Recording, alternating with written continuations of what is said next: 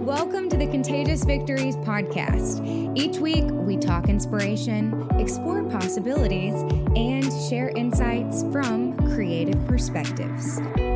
I'm Tori Blackman, and I'm here to remind you that your purpose in life is to celebrate the victories, because victories are contagious. Hey friends, I'm so glad to have you back for another episode of the Contagious Victories podcast. If you're curious about the secrets of fulfilled living, then you're going to love hearing from our guest today, Lauren Spangler. As a creativity coach, Lauren helps other artists bridge the gap between their boldest visions and their everyday reality. A painter, writer, and musician herself, as well as a wife and mom of two, Lauren's mission is to empower artists to enjoy the creative freedom they crave without giving up their other roles and priorities. She has helped hundreds of professionals set and achieve their goals, and now she's here to help you unblock your inner artist and take big steps toward your biggest dreams. Y'all, this episode really hit home for me because there's been seasons of my own creative journey where I've faced burnout and struggled to unlock my potential. So if you've ever felt like that too, you're not alone. And today's guest, Lauren Spangler, is going to help us gain invaluable insight and give us a few strategies to help us overcome excuses, inspiration blocks, and she even shares a very simple but strategic secret that helps us find more time in the day for creative work. Now, I do want to mention, we talk a lot in today's episode about Lauren's art, and I don't just want you to hear us chat about her work, I want you to see it. So if you'd like to do more than just visualize her pieces, then head over to YouTube and search for Contagious Victories. That way you can watch the video version of this podcast and see her talent for yourself. She's a painter, a musician, and so much more, and I really love her paintings of animals and botanicals. It's all just so lovely. But don't just take my word for it. You can tune in too and watch our conversation on YouTube. All right, let's hear directly from Lauren Spangler.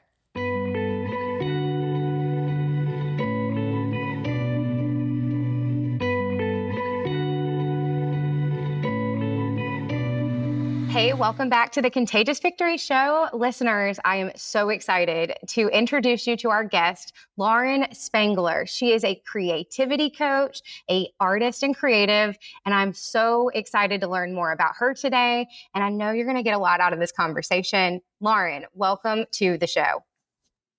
Thank you so much, Tori. It's a delight to be here with you. I'm really, really glad and excited for this conversation. Yes, and I have been exploring all the awesome creativity that you share online, from reels to podcast interviews like this one, and your artwork too, of beautiful like drawings and paintings, digital art. Am I saying that correctly? Is that what? Thank you. Yeah, thank you so much. I like to work digital. I also like to do watercolor. I like to draw, work with pastels. Yeah, all sorts of stuff. Thank you so much. And it's just beautiful, and it has such a positive and cheerful vibe that comes off the page. So I've just enjoyed watching all of the creation videos and stuff that you've shared. And I'm looking forward to hearing more about your creativity journey. I want you to start from the very beginning. So how did you get started as a creative, and what did that look like growing up?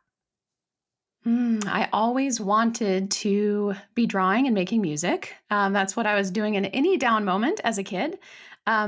That or hanging out with my family. I was lucky to have amazing parents and a wonderful sister, and we spent a lot of family time growing up. And so when I was a kid, there were two things I always wanted to be. I wanted to be an artist, and I wanted to be a mom. And so through school and through college, I studied music, and then after college, studied a little bit of visual arts as well. And I actually worked as a professional musician after college for a little while. And after about a year or so, I realized that the lifestyle of a professional musician at that place and time was really different than the sort of peaceful, connected family life that I had sort of envisioned for myself. And that for a long time was something I really wrestled with, and was trying to reconcile, like, how do I be an artist and how do I be a mom? And it took me a good decade or so to figure out how those two things could live in peace together. and where I could have this like creative drawing, making music, painting type of lifestyle, and also have the financial stability and the peaceful home and the other side of it as well. So yeah, it's been a long road to figure out how to balance all of that. But here I am now, and I get to create, I get to paint, I get to make music, I get to coach. I'm a strategist. I get to be a mom. I get to do all the mom things. I feel like I get to wear all the hats that I want to wear, which is just incredible. I'm really grateful to get to do all of it.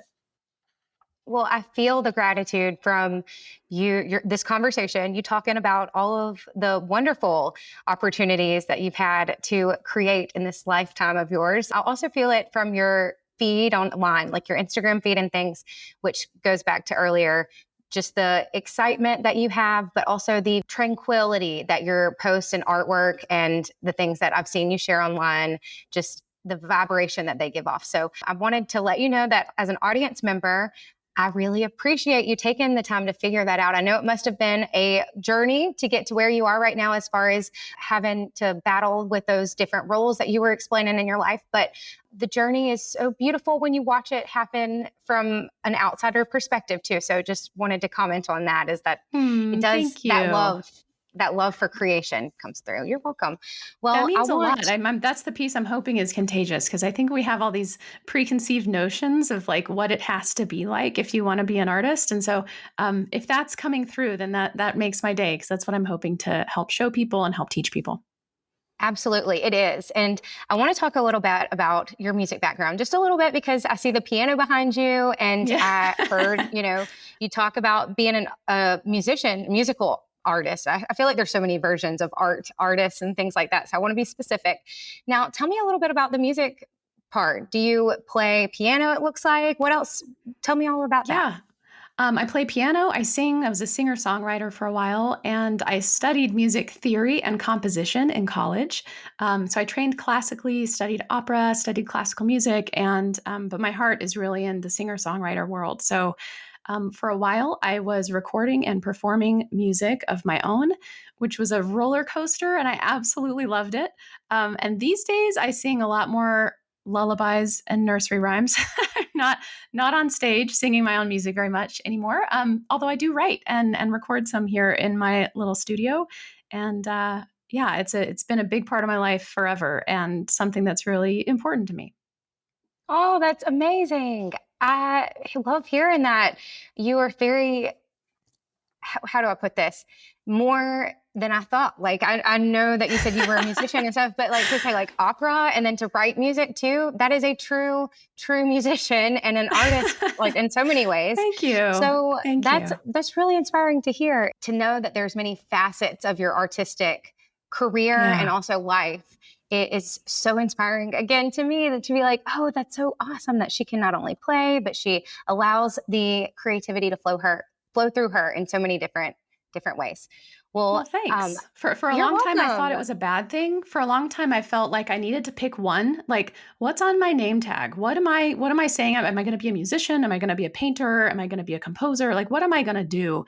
And that's another piece where I feel like there's more and more room now for people to be multi-passionate and to sort of lean into all the different things they care about. So, there's a lot of room. Even though right now I don't do music professionally, I still consider myself a musician because I'm writing it and practicing it and making it every day. And so, anyway, there's a little philosophical rabbit hole we could go down on identity. I mean, I think that's so good. And if you bringing that up is a good thing too, because we recently talked about how on the show, we've talked about how my husband got my art degree framed. And for a really long time, I was like, no, that's just a piece of paper. Like, it's fine. But it does make a difference when you realize, hey, this part of myself is still a part of this story, even if it's not something that is at the forefront right now.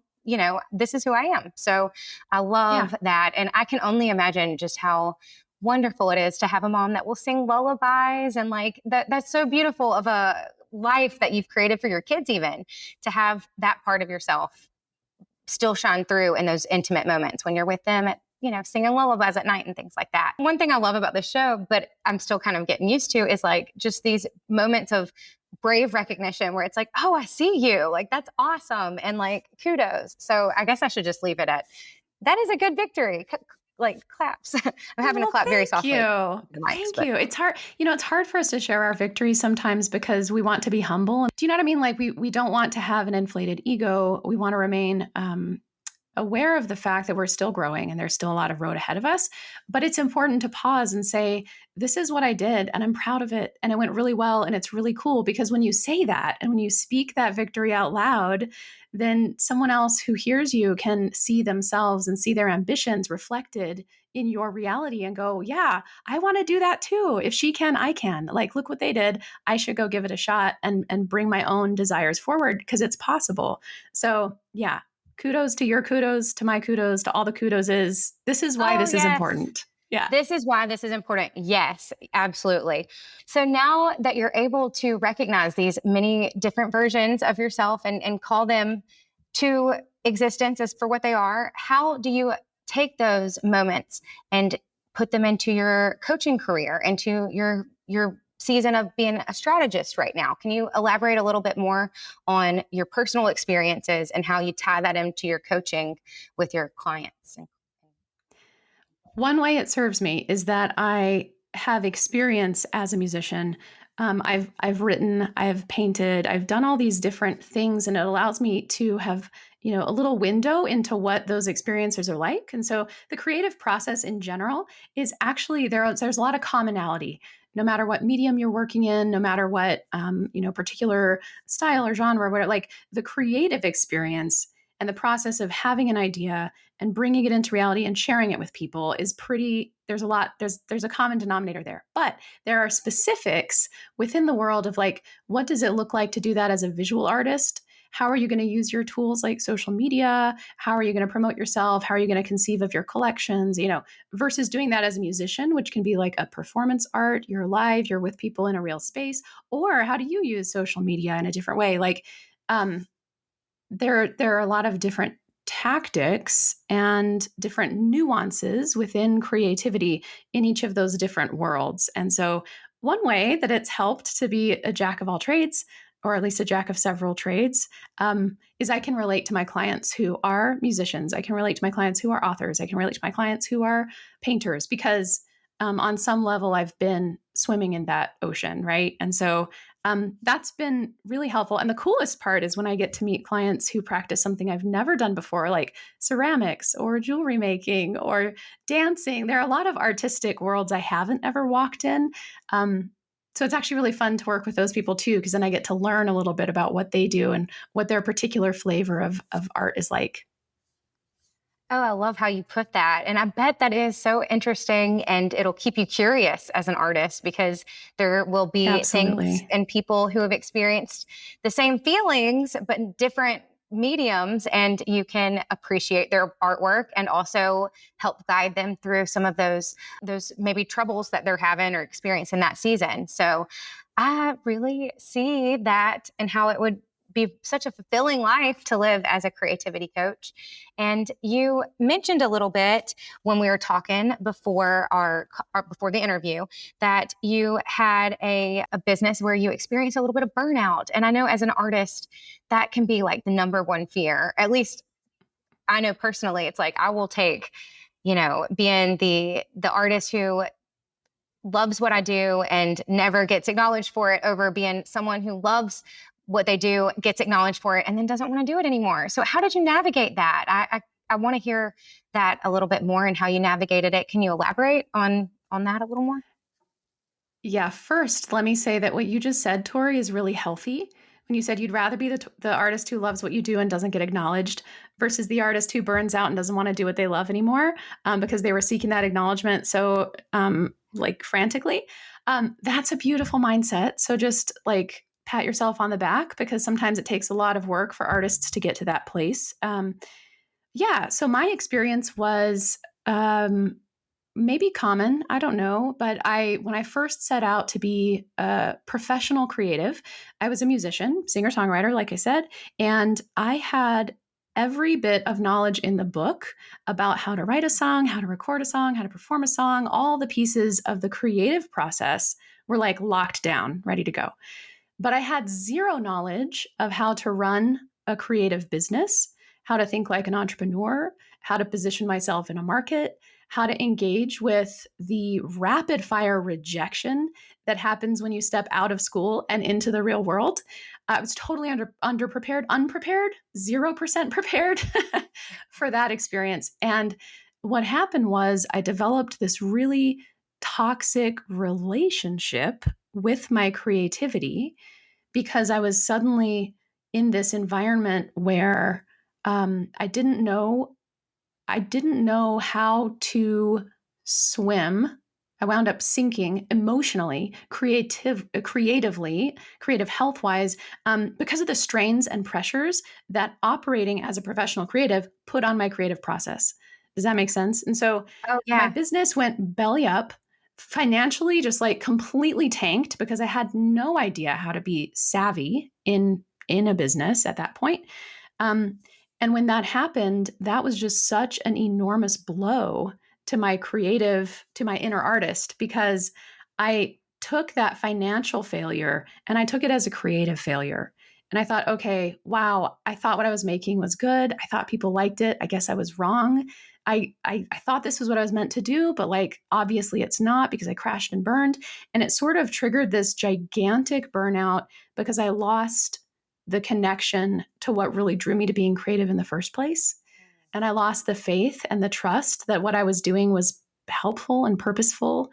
Um, and so for me, that looked like, I did a 180 turn, moved back to my hometown, got a job in corporate, totally changed my entire lifestyle, and thought like, okay, I guess this music thing isn't going to happen. I guess the art stuff in general, like all that creative living, maybe it's not meant for me. Maybe this isn't how I'm going to actually support myself. Because at that time in my life, like I mentioned, right, I had two dreams: be an artist, be a mom. And being an artist was not funding the lifestyle I wanted to be a mom. It was like, how am I ever going to have the financial stability that I want if how am I going to be able to support the family that I want to have? And so yeah, that was a big moment of, it felt like this gigantic fork in the road. And so at that moment, I decided, great, I'm going to choose stability. I'm going to put creativity to the wayside and keep it, as a hobby or whatever. And I did. And I spent about 7 years sort of divorced from my creative spirit because I was just busy focusing on that stability side. And then it wasn't until 7 years in that I was realizing, okay, this was actually creative burnout. I still want to be an artist. I still have gifts to offer here. I still want to go be creative. And then I had to figure out how to reconcile and how to do all the things in balance with each other, so that I could allow both sides of myself to come forward and to serve and to be seen and be used. Right? Does that make sense? Absolutely. Yes. Yes. Well, I admire the journey. And when you reach that fork in the road, it wasn't the end of the story. And we know now that you have so much that is coming out of you lately, like all the things we've mentioned earlier. So now let's paint the picture of what your day to day looks like as the artist and the creative that you are today, after you found the space to let each part of that exist, the mom dream and the artist dream, because we know that with God, anything is possible. And a lot of times he lets us go down those roads and figure it out, because that's what the gift that he gave us was. But we're never alone, as you know. And so now that you have come back to the artist part of yourself, and the mom part didn't go anywhere. She's still here too, it sounds like. So can you paint a little bit more of that picture of where you are today and how you feel now that you let both versions exist? Yeah, I am living a daily life now that I didn't think was possible. I thought it had to be one or the other. And now I feel like I am enjoying this really deep balance and purpose on both sides, and that it's sort of harmonious, right? The art piece bubbled back up to the surface when I was in my second maternity leave with my second baby. Yeah, so I have two kids, my two sons. One is 5 years old, one is 3 years old now. And so it was 3 years ago during that maternity leave with my second son that I sort of had this creative, like, reawakening. I don't know what else to call it. It was Oh, like this yeah. urge, this like really intrusive urge to go paint things because at the moment I was really busy. I was kind of like in the newborn phase and up all night long and had a toddler running around. And it was really an inconvenient time to go like try to be an artist. But it happened. And I just felt really, I felt this pull to go paint and sing and write. And I stopped eventually trying to avoid it. And I think it was out of that desperation when maternity leave ended, where I needed to go back to work. I needed to return to my career as a strategist, which I absolutely loved and was proud of. So I didn't want to step away from that career. But then I had started to do this art stuff again. And I also now had this brand new baby who I adored and my toddler who I adored. And I didn't want to step back. I didn't want to step back or let go of any of it. And I thought, okay, if this has all been put on my heart, right? Like then it's here for a reason and I'm just going to expand my capacity to be able to do all these things that matter because I could feel like these things are important to me and I don't want to let any of them go. And so I sort of just started like I don't know, getting to the ground truth of each of those. Like as an artist, what do I want to feel? What do I want to experience? What do I want to bring forward? What do I feel like is my purpose beyond like this is not vanity metrics, this is not revenue, this is not anything that's going to go on my resume. Like why with a capital W am I doing art? And figure that out. And then like okay, so how about my work as a strategist and a coach? Like why do I do that? Obviously, there's financial reward and it's a paycheck that supports my family and pays the bills, but like deeper though, why am I picking that? Why is that the way that I'm seeking financial reward, right? So I've got clear on that. And then as a mom, like obviously, I know I want to be a mom, but like what is the experience I want in motherhood? Where do I want to really be focused and where do I want to really anchor what I'm providing to my children and what I'm receiving from my children in that sacred relationship of parenthood? And so getting clear on each of those three, the values and the priorities underneath of those roles was really beautiful because then I started to just rebuild my daily life to make sure that the things I was doing on like a minute to minute basis were always tied back to one of those deeper, more important purposes. Oh, that's so, I can tell that you are a writer too, because that is just so clear that how you said that and too, and getting clear on yourself and then making sure that every single moment, everything that you are living for and working for and spending your time on is tied back to those whys.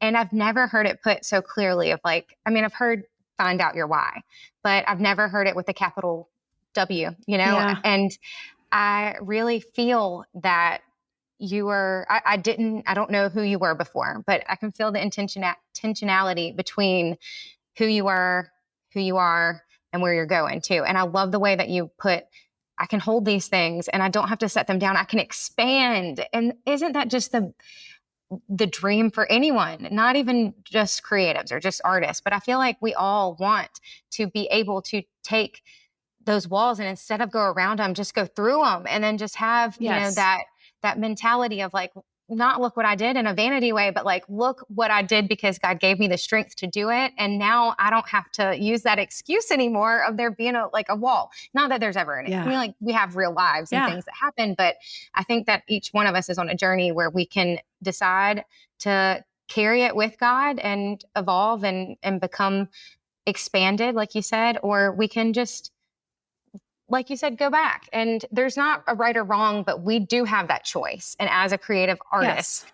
it's amazing to see and to talk with and to know artists who've been like, you don't have to put it down. You can Yeah. expand. You can do it. You can become something new and different and also hold on to who you Yes. are. And like the story goes on.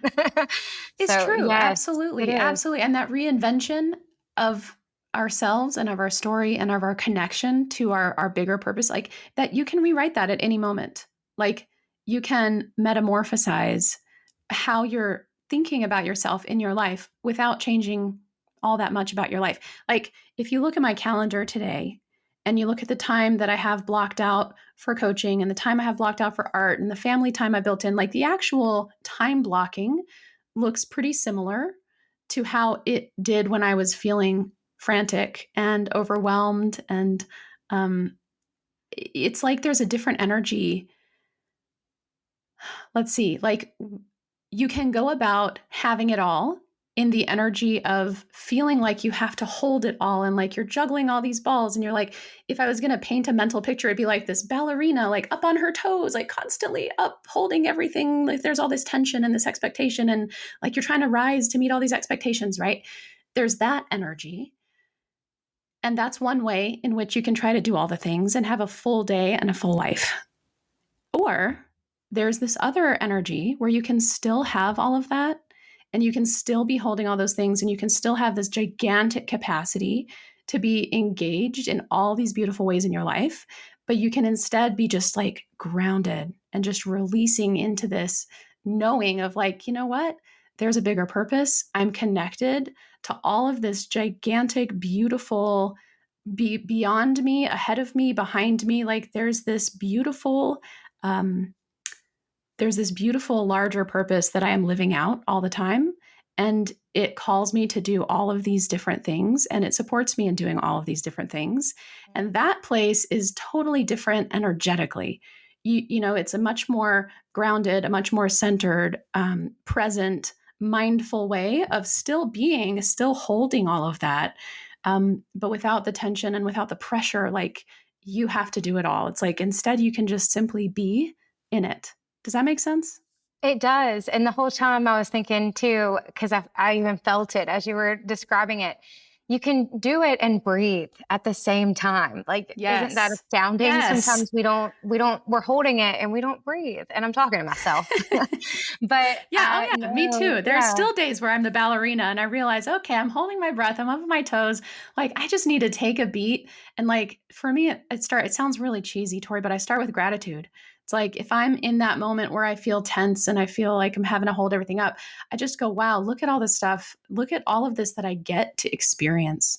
And look at all of these gifts that I'm getting to use. And like, yeah, my calendar might be really full today. Look at all this life I get to live. You know, how nice it is not to be devoid of that, right? It is so nice. I was going to add the part that you mentioned about having a schedule that looks very similar to the life before. Only now you're grounded and you're breathing and you're thankful and you're filled with gratitude and you can see a little bit clearer, it sounds like. And I promise you, Lauren, I had that thought this morning of this is the first time I've ever batched interviews today. And I had this moment this morning where I looked in the mirror and I was like, yeah, but like these are people you want to talk to. Like, isn't that so different Yeah. of a Yeah. air whenever you're doing something? And not that I didn't talk to great people Yes. at the news station. I did, but at the same time, it was for someone else's agenda. Yes. But I go off on that to say that when you're in the space that you feel created to be in, and that you are able to let go of those expectations that you have for yourself or that others may have of you, and you just let God like work with you and you'll have, I know as an artist for myself, it's like you have this dual creation in the moment sometimes going on. And it's like when you just allow that to happen, even if it's in little moments Yes. throughout your day, then it just all of a sudden has, again, this new energy about it. And it's so much more fulfilling and it vibrates differently. So I Absolutely. Absolutely. It's the intentionality and it's the recognition that it's a privilege to get to do what you're doing, right? And that if you're doing things that are aligned and that feel, like congruent with your purpose and your calling, like, heck yeah, you might have a lot of interviews today, but how cool is that? And it can be as simple as know. shifting the phrase, like from I have to I get to. Like, I have to have all these meetings today. I get to have all these meetings today. Like it's a tiny change, but it's a huge change. And it changes the entire way you move through that day. It changes the way Mm. you're feeling during that full day. It changes the way you feel after that full day. Um, I love that. It's subtle but powerful. It is. And I want to go back and just make sure, like, I was so excited. It means so much more to be able to say I get to, and it feels Yes. so much better. And also, it's not lost on me. Like, I was so excited to have these interviews and get to, or not have, but yeah, get to, Yes. get to interview these Exactly. people because, again, I feel the same way you must feel too about like, this is a dream that I'm like, okay, Yes. I get to do this. And it's such a privilege. And I'm so grateful and glad that it gets to happen. Well, I want to talk a little bit And more. Oh yeah, go ahead. Sorry. well, on the topic of getting to expand our capacity, getting to have these really full days, getting to do all this stuff and sort of do it all, have it all, right? There's an important maybe caveat, maybe addition to that topic, which is we also get to rest. We also get to allow ourselves, right? So like you have this full day of batched interviews, which is amazing, and what an opportunity and how many connections you're making. It's also wonderful to be able to tomorrow, if you're recognizing that you're feeling a little tired from all that external, right? Like from all that output and all that exchange with everyone. Tomorrow you get to say, okay, today I get to rest, and that's the same shift. It's instead of, oh, I have to rest, I'm exhausted, I overdid it yesterday, I've just got to go collapse. Instead, you can say, wow, I get to rest today because yesterday I went all out and I did a great job. And now I get to reward myself with a little bit of quiet time, right? Or whatever Oh yeah. refuels you. So, yeah, it's important because we can expand our capacity and we can do a lot more than we think we can do, but only if we're still doing it in balance and allowing ourselves to also have those moments of sanctuary and quiet and solitude that we need to recharge. Yes. And I love the way that you reframed that for me because it's one thing to reframe it in the front end of it of like, yes, I get to, but then, yeah, you're right. I've never thought about it that way of, hey, now I get to rest and I Hmm. did this and, now the space is over here. So it's not, it Yes. always balances out if you allow it to. And I need to get better of just having that mindset of when it does happen, when I am allowing it to, not to focus on it in a half glass empty kind of way, but in a glass half full kind of way. I mean, and again, that We all does need to sound so practice simple, that. but It's a hard shift to make, but yeah, it's a good one. Yeah. it is a great one.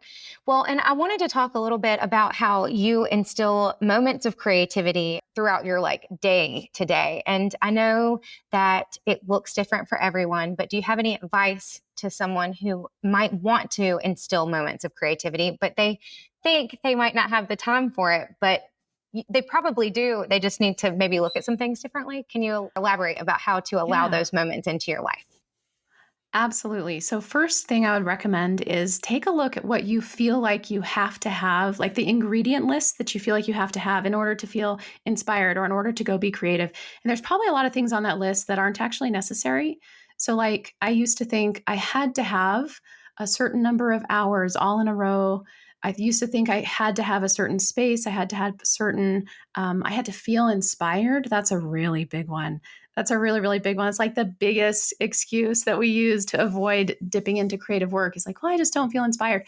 People who make awesome work consistently within the landscape of their actual real life will tell you that you have to show up before the inspiration does. So if you find yourself with time and you have 20 minutes to go make something and you're not feeling inspired, but it's still important to you to go make something, go sit down, go jump in, go pick up your pen or pick up your paintbrush or whatever it is you do and start. And I would guess that probably 75 to 80% of the time, your inspiration will start flowing as soon as you sit down and start getting into the work.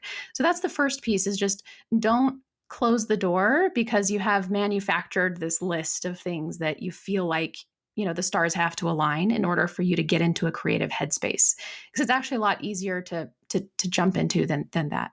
But the other thing I would say is there is value if you can find 30 to 60 minutes a day where you can arrange some uninterrupted time for yourself where you can focus and really get into your creative zone.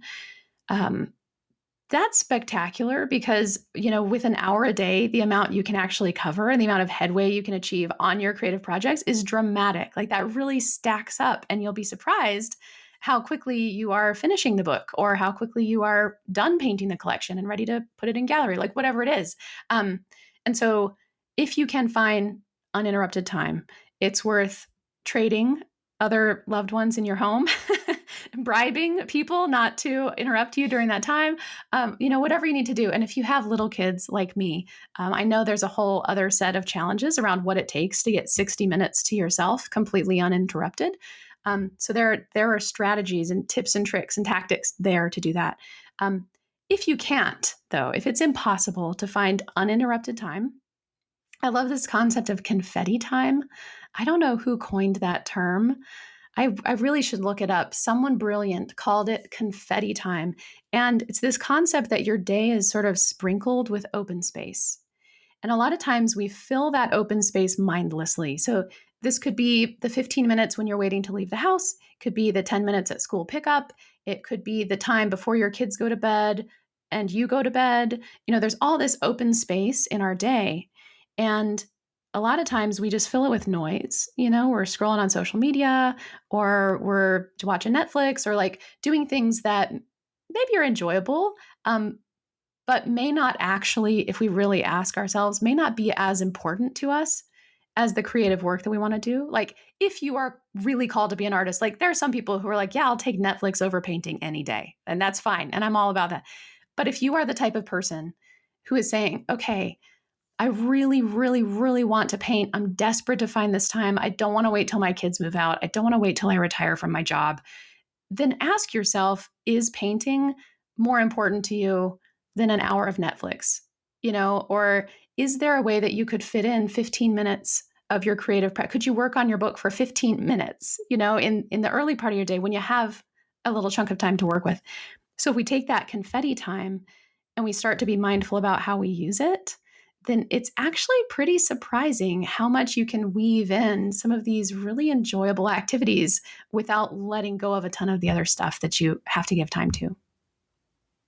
Oh, I can see where that would be really helpful to have 15 minutes here, 5 minutes there. I mean, after just a couple little moments, probably like you said, that are already in your day at the school pickup or in the morning or in the evening, right before bed. If you just carved that out, it will be an hour. Like, I mean, like it might not be consecutive, but you can find an hour a week that way. And I've never heard of confetti time. I'm just learning all little tidbits of sayings and touchstones from our conversation today, because I really like the visualization Yes. of having the confetti, because we don't think of like two pieces of confetti being blown, at a birthday party. It's Right. always like It's you sprinkled find everywhere. it. It's sprinkled everywhere. Yes. Yes. Exactly. And Exactly. Yeah. God knows that we have that time. Like we do. We have it.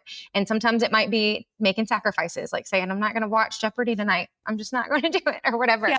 But it means more to me to have the outline of this thing I'm working on, like written out, or Yes. I can go ahead and add a Yes. piece of color to this painting I'm working on. And it might not be the whole thing, but I also have the confidence now that I've put 15 minutes towards that. And then tomorrow It I'm going to feels so good.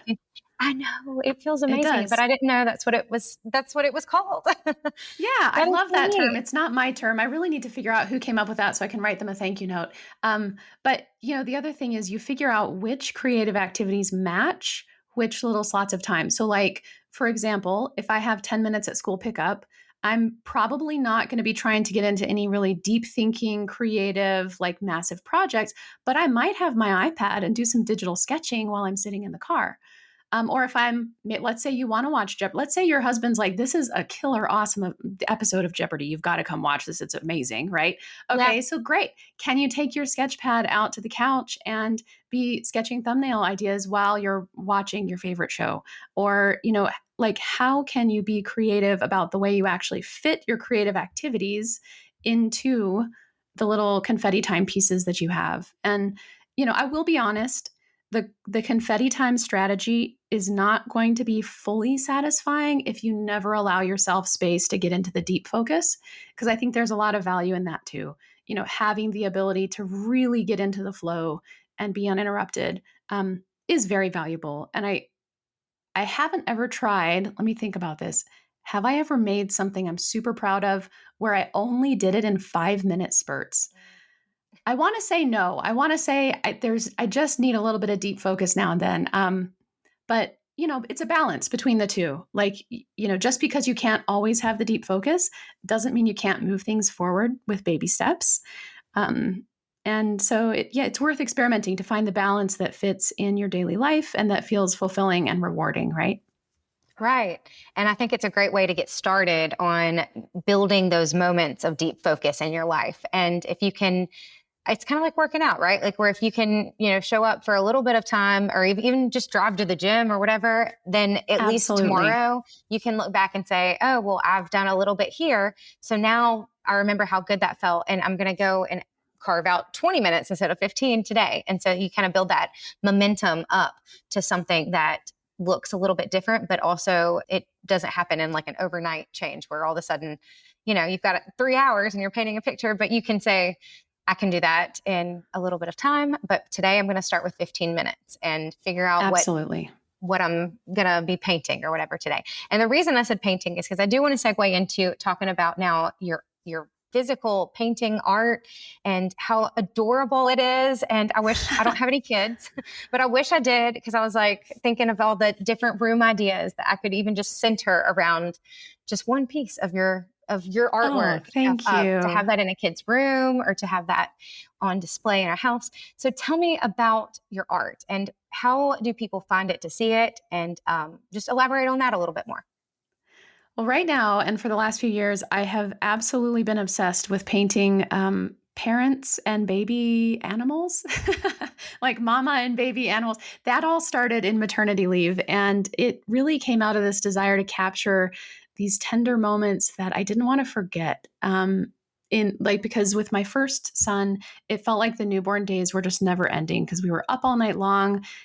We had a challenging delivery. He was in the NICU for a while. It was just like, it was really, really disorienting.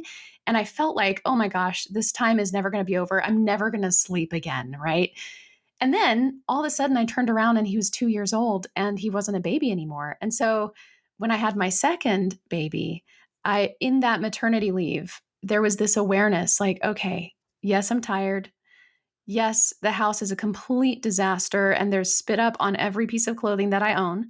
However, this is a sacred time and it's a gift. And the fact that he's this tiny, precious little itty bitty baby in my arms is just going to last a blink. And then it's going to be gone. And I don't want to just remember the spit up and the sleepless nights. I really want to remember these moments of bonding and play and sweetness and the things that can kind of get run over by the exhaustion of new parenthood. And so I started painting these pieces that were just based on any given day. Like, what moment did I enjoy with my children today that I want to put in a jar and keep forever? And I would paint it. And now when I look back at those paintings, they serve that purpose and they give me that feeling that I have at the time, or that I had at the time. And they're really probably my most treasured work for me personally, just because of what they carry. And when I started sharing them online, other people started looking at them and going, "Oh my gosh, that reminds me of my little one," or, my friend is expecting a baby and I want to give this to her because it's just the vibe of cheerful hope and love that I want to, gift. And so that was really precious to me also when people started to resonate with the work. And so I share a lot of it on Instagram. I'm at Lauren Spangler, and I also have a lot up on my website at laurenspangler.com. And it's a blast. Every once in a while, I even do a commission. I just finished a commission for some friends who are expecting. And so I made them a piece with their own little animal family and their favorite animal. But it's been a real delight to build that collection.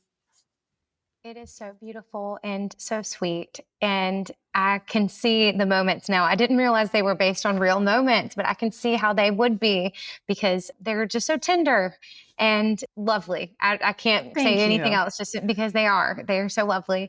And thank you. do you want to, I guess, make more of those? Is that something you feel like for the future? Like, is that where you're going with your artistic journey? How does the future look like for you? Like, what does it all look like? Well, what I can tell you is I want to keep painting. Okay. And beyond that, I've gotten really, I used to try to map out.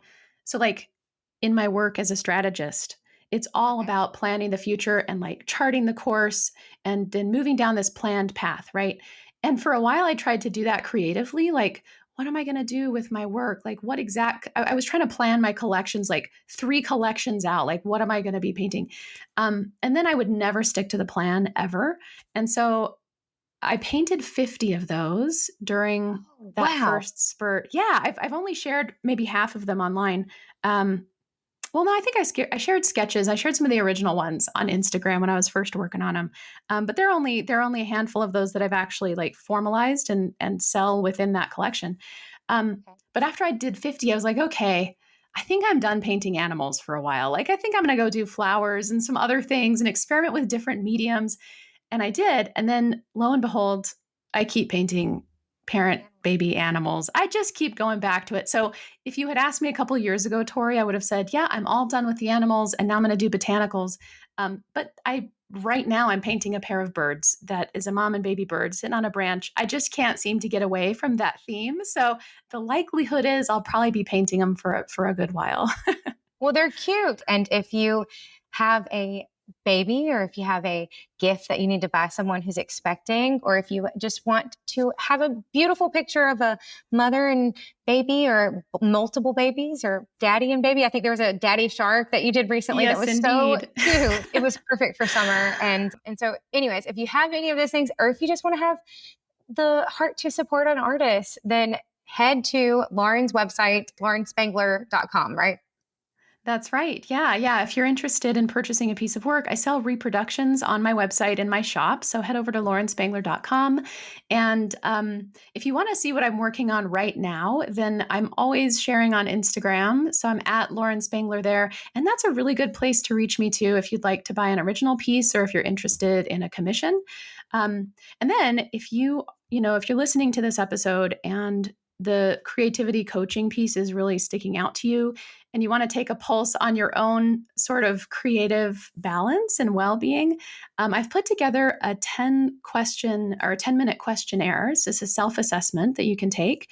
And when you run through it, it tells you sort of where you might be really balanced right now in your art life and your art work life, family balance, and then maybe some places where you could fine tune to feel more fulfillment and enjoyment over time.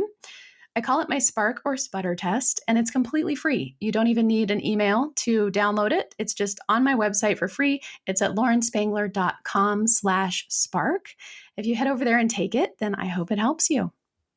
Awesome. That is so generous too. And I love that it's completely free. That is very, very generous of you, Lauren, to have the self assessment that you can go online and take and figure out where you fall on the creative balance chart. And that's completely free. So I love that you don't even have to put an email. That's very generous of you to put that on your website. Yeah, absolutely. So, what it'll do is when it gives you your results, it'll walk you through sort of where you fall on this spectrum.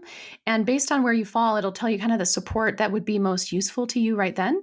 And I always offer a free 15-minute consultation. So, if you take the quiz and you're like, yeah, I really want to understand more about like what I could do next or what's next on the path, then just drop me a note, or there's even a link on my website to just sign up for a 15-minute call.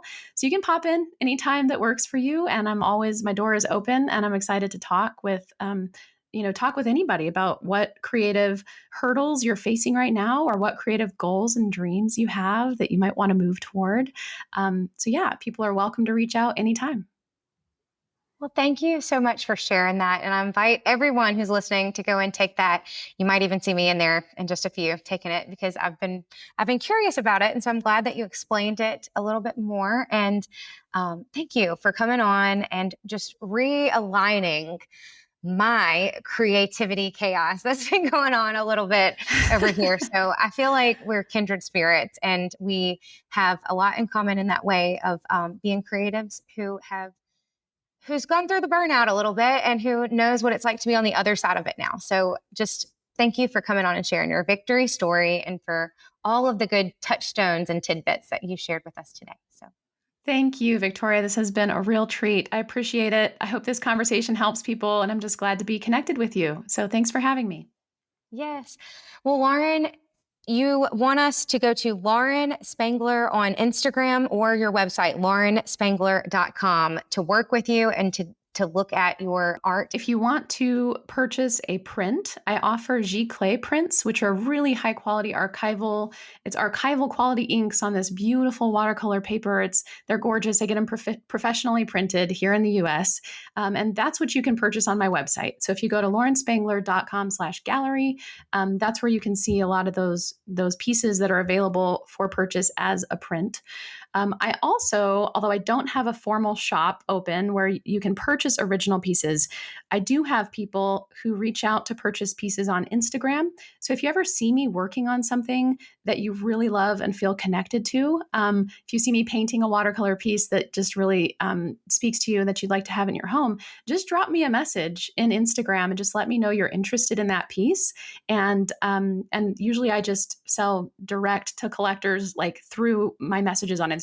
So it's not really formal. There's no checkout page for the original pieces. And probably I should work those into my online shop at some point. It's on the bottom of some to-do list somewhere. But yeah, if there's ever a piece you're interested in, just reach out and I'll connect you with what you're interested in and we'll take it from there.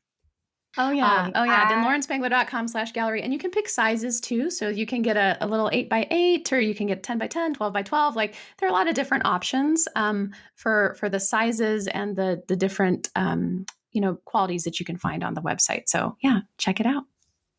Beautiful, wonderful. Well, thank you again for welcoming us into your world, and I will check it out, and I hope that our listeners do too. Have a wonderful afternoon, Lauren, and thanks again for coming on and sharing your victory story. You too. Thanks so much. Talk to you later.